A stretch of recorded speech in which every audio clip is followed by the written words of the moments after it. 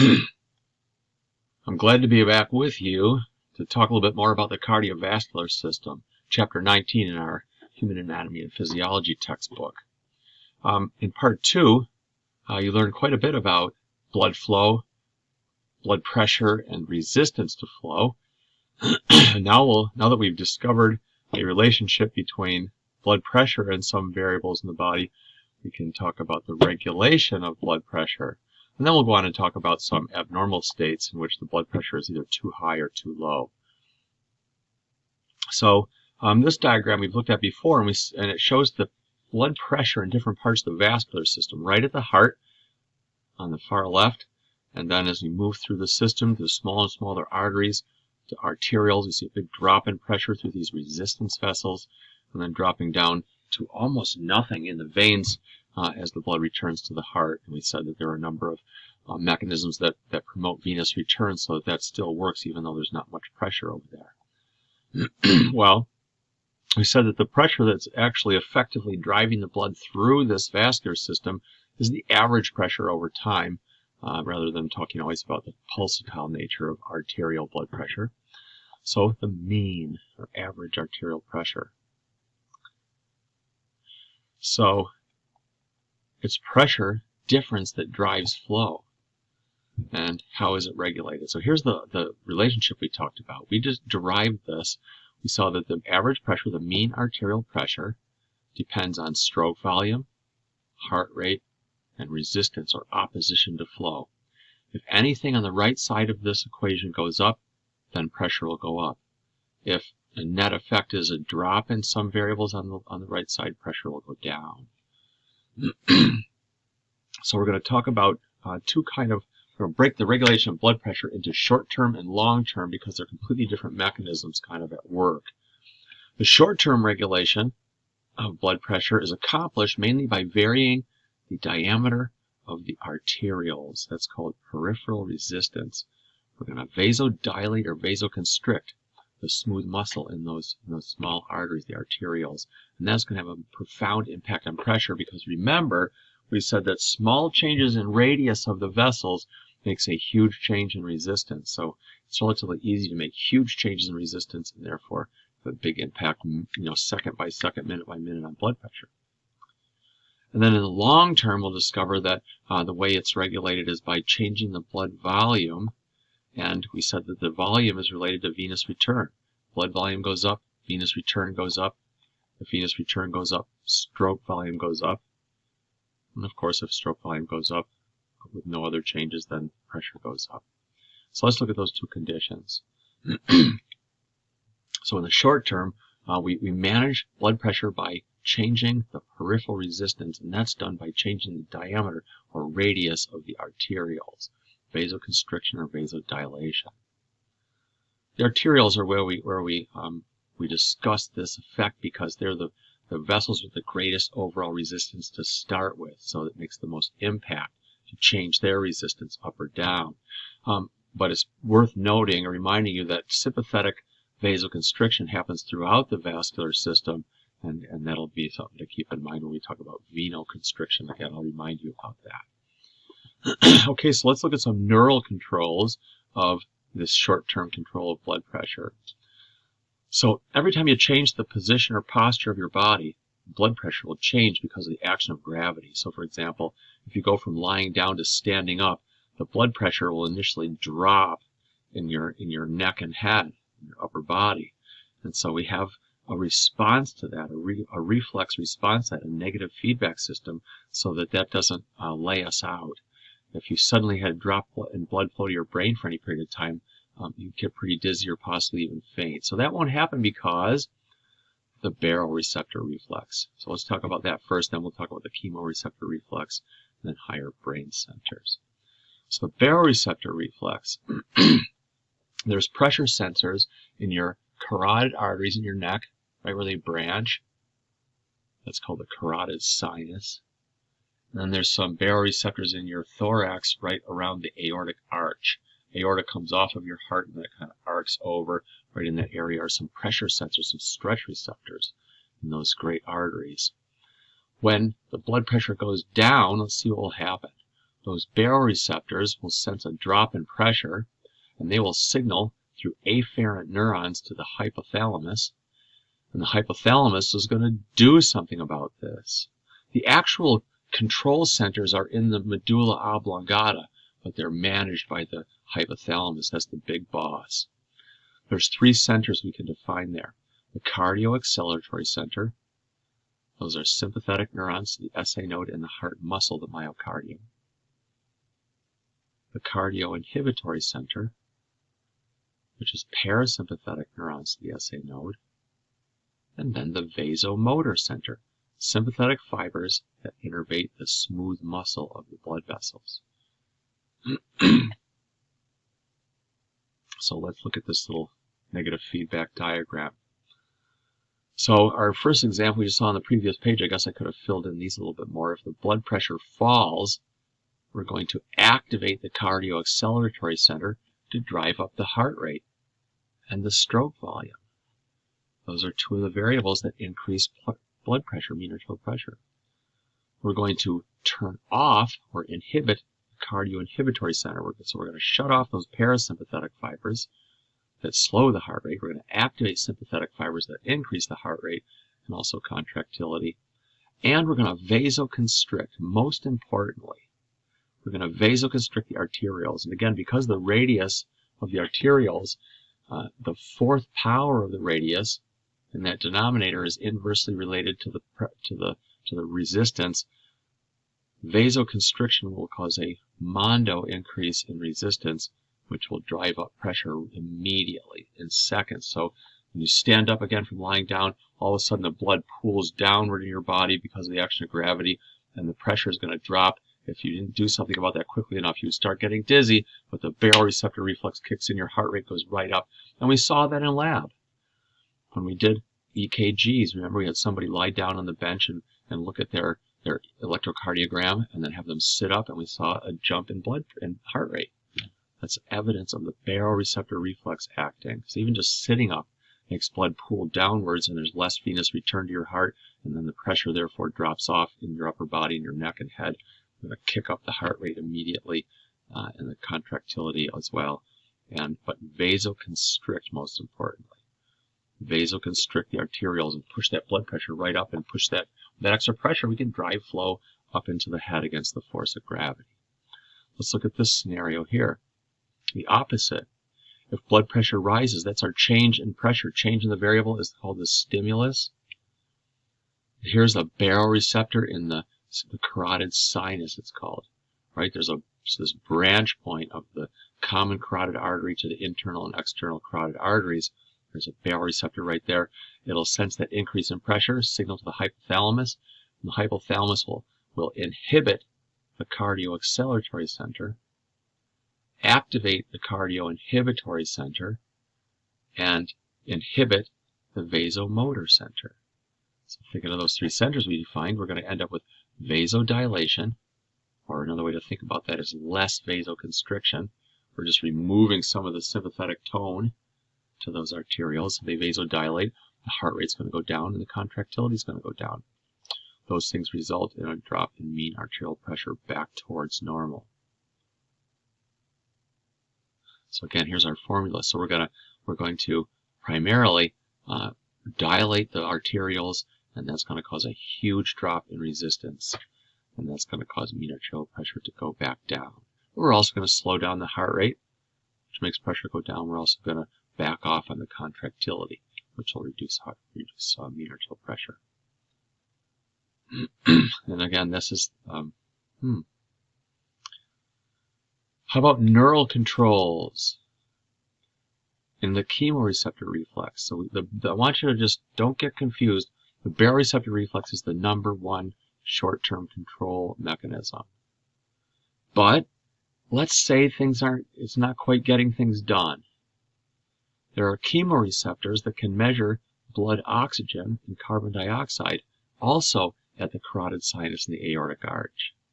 Those are called the carotid bodies and aortic bodies. They're chemoreceptors. So now let's say we have everything going along, the baroreceptors are doing their thing and we're maintaining blood pressure, but the oxygen in the blood is going down. CO2 in the blood is going up. we have a backup plan. We're not just going to let that happen. The chemoreceptor reflex will kick in then, and it'll recognize this, what we call hypoxia, not enough oxygen in the blood, hypercapnia, and also increase in pH, or acidity, or decrease in pH. It's going to activate the cardioacceleratory center, increase the heart rate and contractility, and it's going to activate the vasomotor center. All three of the things are going to increase mean arterial pressure and cardiac output. So the pressure is going up, the output from the heart is going up, and the whole logic of it is it's going to drive more blood through the lungs to get oxygenated, improve that oxygenation, get better flow of blood through the lungs. Obviously not getting it done. So that's the chemoreceptor reflex, more of a backup reflex. Then finally, higher brain centers. We know that the limbic system, the part of your brain, the collection of structures in your cerebrum that generate your emotional state, well, the limbic system talks to the hypothalamus. So if you're charged up all the time, or anxious, or angry, or stressed, that's going to activate your hypothalamus to increase blood pressure through its control of those medullary centers. It's going to increase mean arterial pressure by stroke volume, heart rate, and vasoconstriction. So during exercise, the function of that process is to redistribute blood to the exercising muscles. If the motor cortex starts becoming activated by exercise, that turns on the cardioacceleratory center and the vasomotor centers and cranks up the blood pressure and the cardiac output so that we can deliver blood to the working muscles. We're going to vasoconstrict in the kidneys, in the digestive tract, in the skin until you get hot, and then redistribute that blood over to the working muscles, which are going to vasodilate. We're about to talk about it later in this chapter, a system. Why would those vessels know to dilate when the muscles exercise? We'll come to that. All right, so that's the neural controls of blood pressure in the short term. There's a bunch of different hormones and so forth that we've already talked about that affect blood pressure through changing resistance, changing vasodilation and constriction. Let's just quickly review these. Epinephrine and norepinephrine. They cause vasoconstriction, and that increases resistance, increases blood pressure. Of course, they also increase heart rate and contractility, which help drive up the cardiac output and blood pressure. Histamine, inflammation, the inflammatory mediator or activator. Histamine causes vasodilation, and that's why it causes swelling, redness, heat, and pain when you have a tissue injury or an allergic reaction. But if this is, so that's a local change in resistance, but if you have a systemic inflammatory response or allergic response, circulating histamine will cause the total peripheral resistance to drop quite a lot. So we're going to vasodilate, decrease the blood pressure, and that can be life-threatening. Angiotensin II, the renin-angiotensin system. We've got to talk about that again in this chapter. Angiotensin II is a powerful vasoconstrictor. So when the kidneys sense a drop in blood pressure, they release renin. Renin initiates the formation of angiotensin II. Angiotensin II raises up the blood pressure back up by vasoconstriction. Antidiuretic hormone, ADH.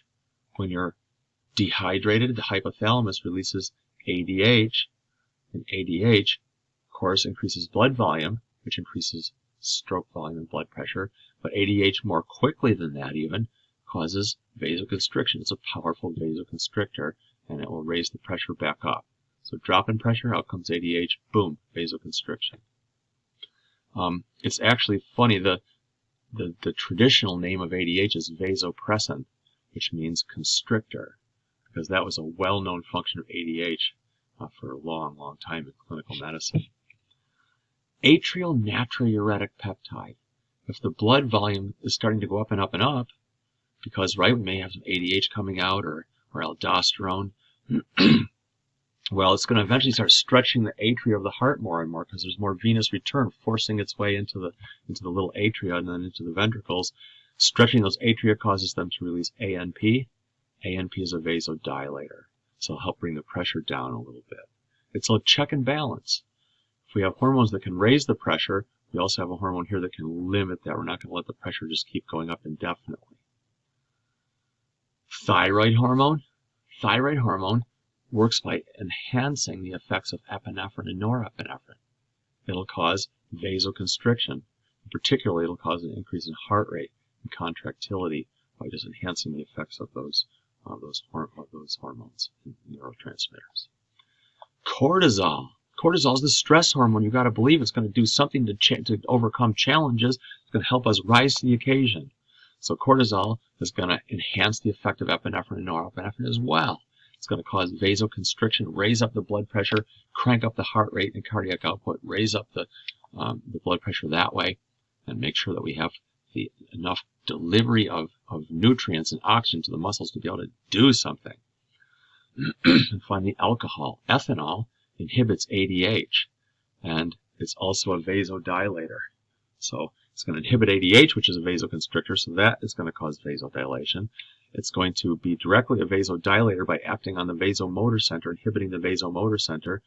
And those are just, again, sympathetic neurons to the blood vessels, so we're going to have vasodilation and a drop in resistance, a drop in blood pressure. Whew. It's a lot of stuff that can affect the blood pressure in the short term. A little summary table here for reviewing, probably better than maybe, I don't know. I like my list pretty well. It's a little bit more complete. They're both good. All right, how about the long-term control of blood pressure? So that'll be great for the short term. Let's give an example. What if the baroreceptor reflex was called upon and it had to start getting the heart going really, really fast in order to compensate for the drop in blood pressure? So we have vasoconstriction happening, we have the heart going a mile a minute. What if we now have a further drop in blood pressure? There's no more reserve for the baroreceptor reflex to do anything about it. We need another system that can put things back in the middle of the range all the time. And that's what this long-term mechanism is all about. We want to keep the blood pressure in the right range so that the baroreceptor reflex can operate to up, raise, or lower the blood pressure as needed. Excuse me. So we're going to regulate blood volume, and when blood volume changes, stroke volume changes because of the Frank-Starling law of the heart. If preload or venous return goes up, in this case due to a change in blood volume, that's going to change the stroke volume. So if the blood volume goes up, stroke volume goes up, and mean arterial pressure goes up. If blood volume goes down, mean arterial pressure goes down. So if you chug 5 glasses of ice water, your blood pressure is going to go up temporarily. You're going to pretty soon pee out that extra volume, but initially your blood pressure will go up. If you eat a ton of salt, and you just love salt, you just keep salting everything in sight when you eat, it's going to raise your blood volume and blood pressure. If you get dehydrated, your blood volume is going down. And as the blood volume goes down, the venous return goes down, stroke volume goes down, and mean arterial pressure goes down. Or if you bleed, hemorrhage. Hemorrhagic drop in blood pressure can lead to all kinds of terrible problems. Circulatory shock. We'll talk about that at the end of the chapter. But it could just be a little bit. Let's talk about 2 mechanisms. So how, besides just this effect of volume, we know how volume affects blood pressure. Now, how do we control the blood volume? That's what we need to get to. I'm going to talk about a direct mechanism and an indirect mechanism. So let's first talk about the direct mechanism. I'll try to be clear about it because I think sometimes this is something that gets away from you in terms of remembering it. It's not that hard, but you just sometimes may not remember this. I want to just try to get this as clear as possible. All right, let's say the blood pressure, the mean arterial pressure goes down. The way the kidneys work is water escaping through the walls of capillaries in a specialized structure called the glomerulus. And that water that escapes from the blood vessels in the glomerulus, the capillaries, goes into a container. We reabsorb what we think we need, and then we pee out the rest. And what makes the water go through the walls of those capillaries is pressure. It's forcing the water through. That's how the kidneys work. Water is forced through the capillaries in the glomerulus, goes into the kidney tubules, and we reabsorb some of it and pee out the rest. So what if the blood pressure goes down? Now we have a reduced force pushing the water through those capillaries in the kidneys. We're going to form less urine. And if you form less urine, your blood volume is going to be more stabilized. You're always forming urine. But if we have a drop in blood pressure, we will conserve water by the kidneys not filtering as much, not peeing out as much volume, reabsorbing more water, actually not filtering as much water, I'm sorry, and the blood volume will be more stable. Now, in order for that to make sense in terms of restoring blood pressure, we have to assume that you're taking in a constant water at a constant rate. We're not going to magically make water, but if you're taking in water at a normal rate and we pee out less, your blood volume is going to go up. That's the idea. It's just a matter of how much pressure is forcing water through those capillaries. This is passive. It's just pressure and filtration, or less pressure and less filtration. Filtration, again, just means that water is escaping. So that's a direct mechanism. There's nothing involved but a physical presence of those leaky capillaries. Now let's look at the indirect mechanism. When arterial blood pressure goes down, the baroreceptors are notified, right? They sense less stretch. They activate the sympathetic nervous system in those medullary control centers, cardiac control centers. And I want to make an insertion here, if I may. The kidneys are their own blood pressure sensor. They have their own stretch receptors in arterioles in the kidney. They do not rely on the baroreceptors for information, as suggested in this flow chart. It's true that this could work. Sympathetic neurons, if activated, will cause the kidneys to release renin. It's an enzyme. But the kidneys have their own blood pressure sensor. Very important.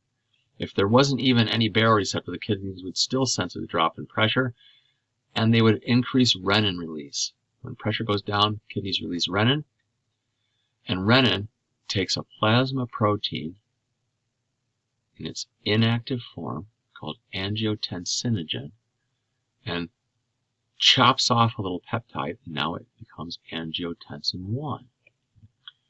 So we have this circulating protein in your blood all the time called angiotensinogen. It's just there in reserve. We're going to activate some of it and form angiotensin 1. As angiotensin 1 flows through your lungs, there's an enzyme on the surface of the blood vessels called angiotensin converting enzyme, ACE.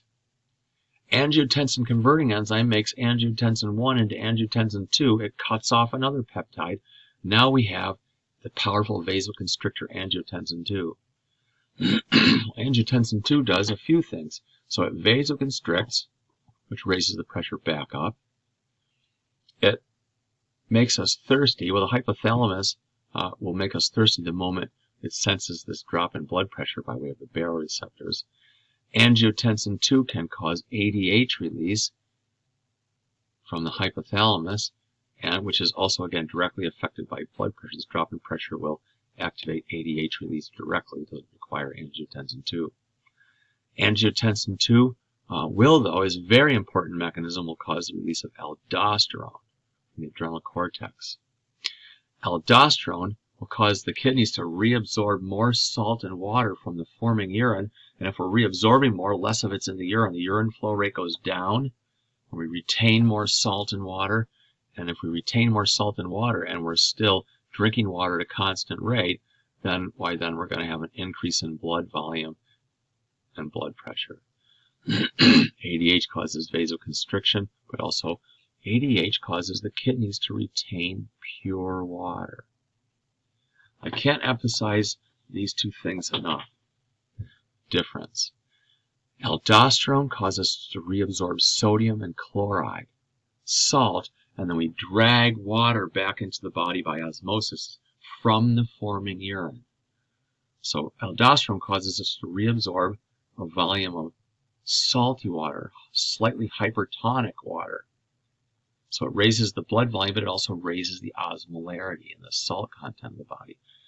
ADH helps us reabsorb pure water in the kidneys. So we're taking pure water back from what's going to become the urine, saving it, conserving it. So between these two, one that absorbs salt water and one reabsorbs pure water, we can exactly get the right amount of volume and the right amount of salt. All right, so reabsorbing more water increases blood volume and blood pressure. Thirst obviously helps us bring in more water, which increases blood volume, right? The water goes right from your intestines directly into the blood, increased blood volume and blood pressure. Okay. What a wonderful summary of the regulation of blood pressure over the long term. Don't forget, though, there's a few places where, in order to not have to draw too many arrows, we kind of left out some things which actually are pretty important, such as kidneys are their own blood pressure sensor, and the kidneys will release renin if pressure goes down. The hypothalamus releases ADH immediately when blood pressure goes down. When it hears from the baroreceptors that blood pressure is down, ADH comes out. Yes, ADH can be activated by angiotensin II, but the hypothalamus is getting this data from the baroreceptors. Boom, it releases ADH through the posterior pituitary gland. When the blood pressure goes down, hypothalamus initiates thirst response. All right, so good. Yes, I just want to draw this line so that when pressure goes down, ADH is released by the posterior pituitary gland via the hypothalamus. All right. How about factors that increase mean arterial pressure? So we're really putting a lot of things together in here. Anything that increases vasomotor tone, vasoconstriction, increases resistance, increases blood pressure. Interestingly, when you have dehydration, that's going to fight against blood pressure because we're going to reduce blood volume, but the high hematocrit resulting from dehydration causes an increase in blood viscosity. If you go all the way back to the resistance slide at the beginning of this chapter, you'll see that increasing viscosity or thickness increases resistance and therefore pressure. As you increase your body mass through adipose tissue accumulation, that increases effectively the length of the vessels, which again, back to that first resistance slide, that causes an increase in resistance, increase in mean arterial pressure. If we have exercise taking place, we'll have muscle pumping and the respiratory pump happening. Those things drive up venous return, increase stroke volume, kind of crank up cardiac output, and increase mean arterial pressure. If you activate the sympathetic nervous system, you will activate increased stroke volume, heart rate, and vasoconstriction. If the blood volume is going up too much, the atria of the heart, the two chambers on the base of the heart, will release atrial natriuretic peptide, AMP, and that will inhibit the reabsorption of salt and water by the kidneys, and we will decrease the blood volume. In this case, it's saying reduction of AMP. I should have followed along with this chart. If we have a drop in blood volume, atrial natriuretic peptide levels will go down, and that will disinhibit sodium reabsorption, and we'll start reabsorbing more salt and water. Blood volume goes up, blood pressure goes up. If you become dehydrated, blood volume and blood pressure go down, right? Water is escaping from your body, the blood goes, and that causes activation of baroreceptors that sense that drop in pressure, that activates the vasomotor center, the cardioacceleratory center, and inhibits cardioinhibitory center, and that drives up heart rate, contractility and stroke volume, cardiac output, and also vasoconstriction and increased resistance, and all those things, because of this formula, can increase the blood pressure. Another important metric for assessment of cardiovascular function is the heart rate. And we measure the heart rate by palpation. I don't know if you remember this term from lab. Palpation means to feel something in the body. That's just a generic term. If we palpate pulse, that means we're going to place our fingers, our index finger and our middle finger, and press down on an artery somewhere in the body where it's kind of trapped then against a bone or some sinewy tissue, some tendons, and we'll be able to feel the pulse that comes down through the artery tree from the heart every time it beats. We can count the pulses and count the blood pressure that way. That's called palpation. Not palpitation. That's when you feel a thump in your chest after a premature ventricular contraction. The next beat will give a big thump. That's a palpitation. Palpation means to feel something in the body. You could palpate an injury somewhere in the body. In this case, we're palpating the pulse. All right, let's talk briefly about hypertension. Hypertension is blood pressure that's too high. If the blood pressure gets up, the systolic pressure gets up over 140 beats per millimeters of mercury, that's hypertension. And if it's during exercise, that's normal. That's called acute hypertension. That's what we want. But if it's over long periods of time, your blood pressure is staying up in this range, that's bad. It's called chronic hypertension. Okay, so there's two categories of chronic hypertension. The most common is called primary or essential hypertension. That means you can't pinpoint a direct cause of that raised blood pressure. You know some risk factors. Somebody whose parents have hypertension will, probably such as you, potentially will have hypertension in middle age. Somebody who is gaining weight will start seeing their blood pressure ticking upward. Alcohol abusers will have chronic hypertension. Cigarette smokers, chronic hypertension. Blood pressure rises with age, and so people tend to get hypertension in middle age, late middle age. A sedentary lifestyle is associated with, for some reason, hypertension, whereas exercise is the opposite. It causes a reduction of blood pressure. If you're stressed out all the time, your limbic system is screaming at the hypothalamus all the time, hypothalamus will raise up the blood pressure. You'll have chronic hypertension. So that's primary hypertension. Secondary hypertension means there is something we can put our finger on that directly is causing these problems, such as, let's say your kidneys are just going off and releasing too much renin. That'll produce too much angiotensin II and vasoconstriction, as well as release of aldosterone, too much blood volume, too much vasoconstriction, hypertension. What if you have, for some reason, too much epinephrine and norepinephrine being released into the blood, say because of a tumor in your adrenal gland, adrenal medulla? Hypertension. If you have vascular disease, atherosclerosis, hardening and clogging of your arteries by plaque buildup, you will have hypertension. Too much thyroid hormone or cortisol. Those two hormones both accentuate the effects of epinephrine and norepinephrine. In this case, we're talking about elevating heart rate, contractility, and vasoconstriction. All those things are going to raise the blood pressure, and you have chronic hypertension. So, what are the consequences of it? If you have chronic hypertension and don't manage it or treat it, it will kill your heart. We said that anything that overworks the heart 7 days a week, 365 days a year, eventually after a couple of decades, the heart will weaken and start to die. It's called congestive heart failure. So and it's irreversible. Once that happens, that's the only heart you've got.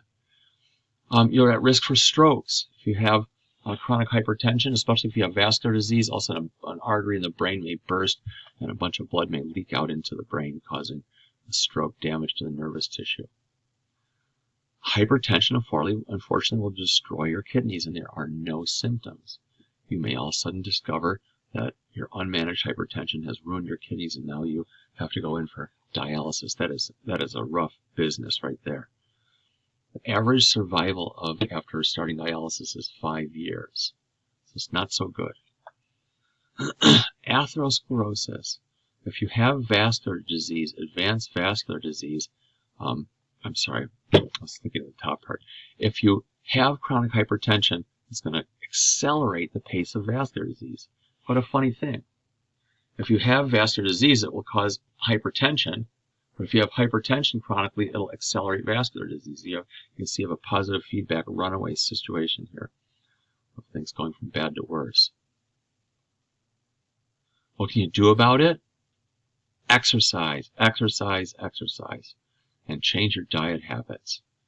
Lose some weight, right? That's what I mean by dietary control of weight.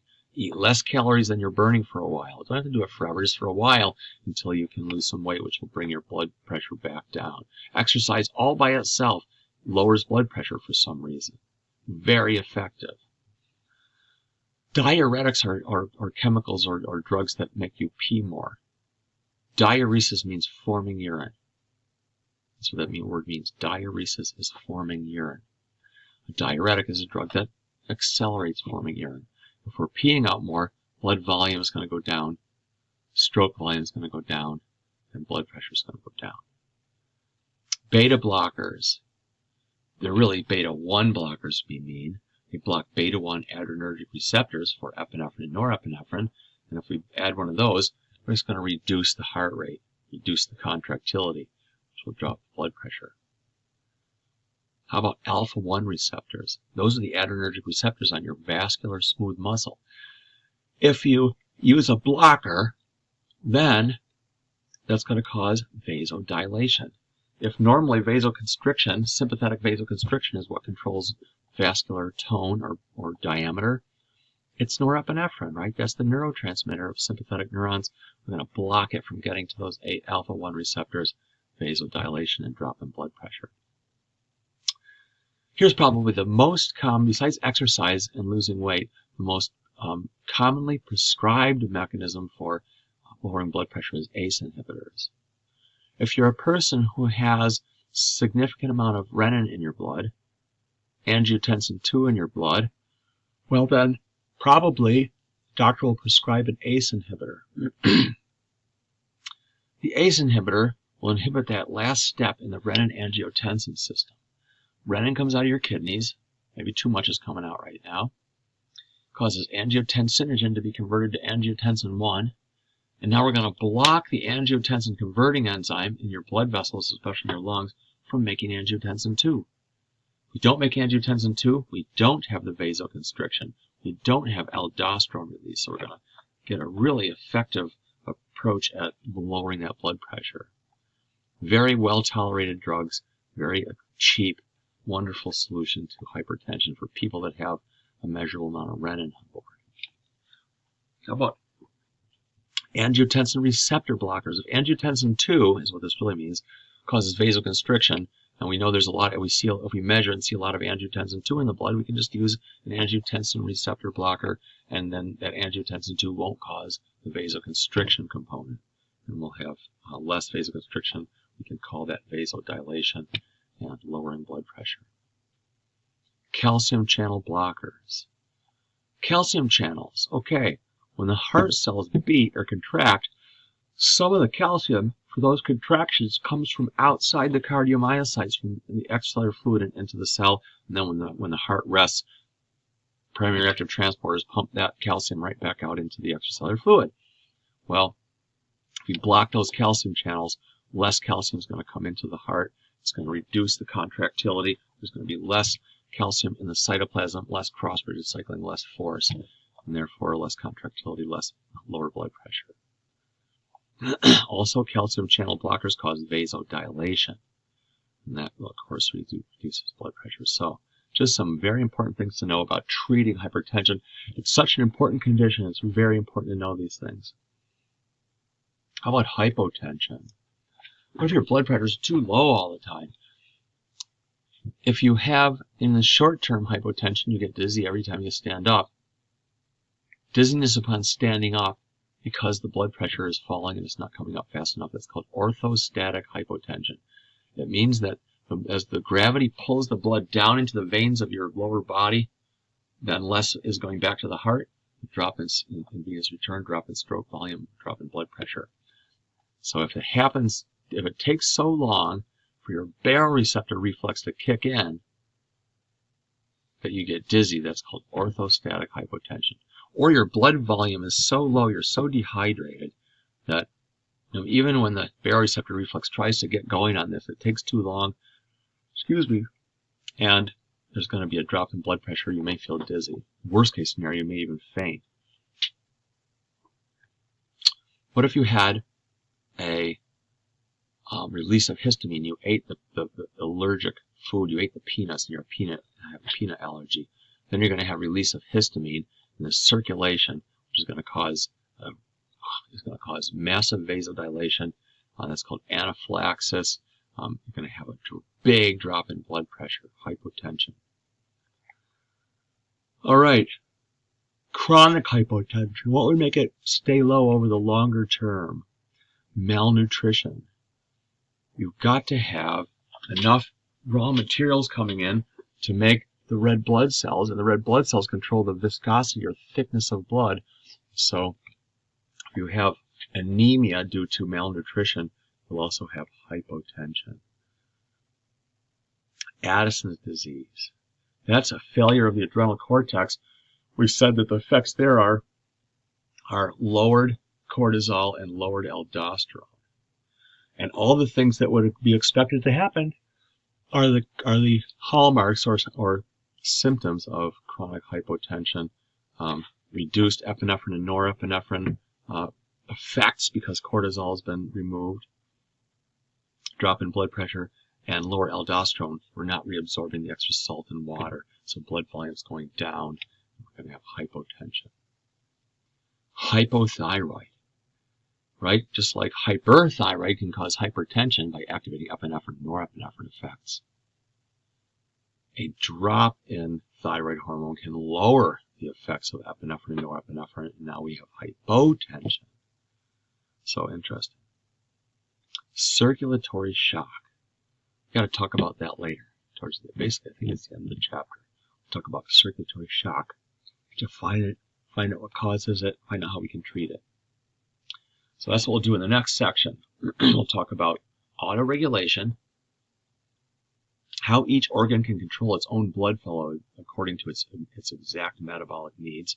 We'll talk about capillary filtration, that pressure-dependent oozing or filtering of water out of capillaries of the blood. And then we'll talk about circulatory shock.